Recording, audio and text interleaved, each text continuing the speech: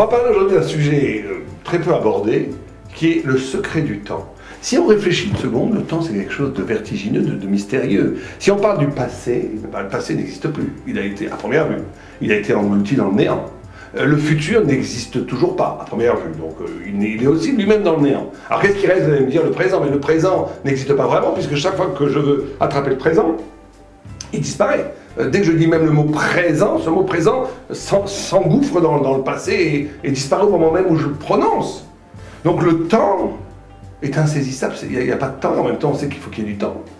Bon, alors il y a plusieurs théories qui ont été dites sur ça, les non-juifs, les penseurs non-juifs ont beaucoup réfléchi à ce sujet, mais n'ont pas du tout accédé à l'idée thoraïque qui est fondamentale. Pour dire très rapidement les choses, vous avez dans le monde 2 ou 3 théories sur le temps, enfin énormément de théories sur le temps, mais il y en a qui disent que le temps avait été une éternité, et que le temps passe comme il nous prenait une torche électrique qui passerait d'un policier qui mettrait ça sur un mur.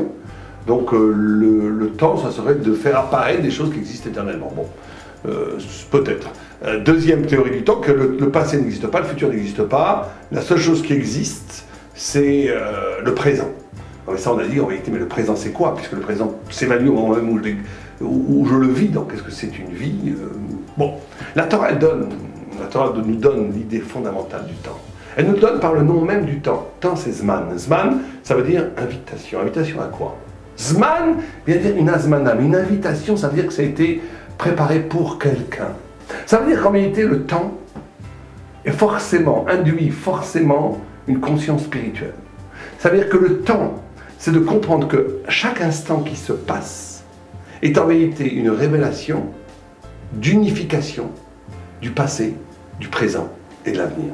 Un juif authentique est capable de vivre un moment où dans ce moment-là qu'il vit intensément, l'intensité, proportionnellement à l'intensité du présent, je vais avoir un éclairage nouveau du passé et du futur.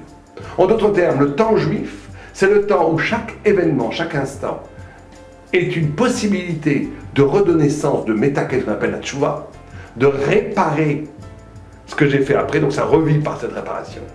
Et d'inviter l'invitation au futur, c'est-à-dire aux potentialités, de briller prodigieusement dans le présent.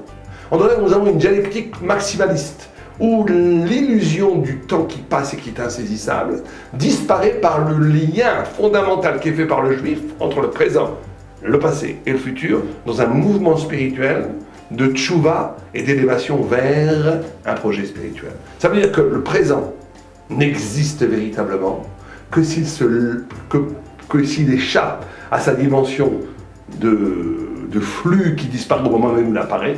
Comment est-ce qu'il peut échapper à cela? Parce qu'il se lie au tikkun du passé, le passé n'est pas mort, n'est pas dans le néant, il existe, simplement il n'est pas visible, mais il existe, de tout temps, il existera toujours.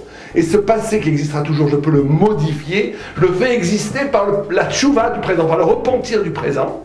Et dans le même mouvement, se repentir du présent, c'est pour ça que la tchouva, c'est regretter le passé, en avoir honte et décider de ne plus le faire au futur, c'est pas hasard que le Rambam inclut qu'à le passé et le futur qui sont présents dans le concept de tchouva. Parce que la tchouva, c'est le moment présent où le passé est rédimé, où le futur nous invite à des potentialités extraordinaires de lumière et de force. C'est ça vivre.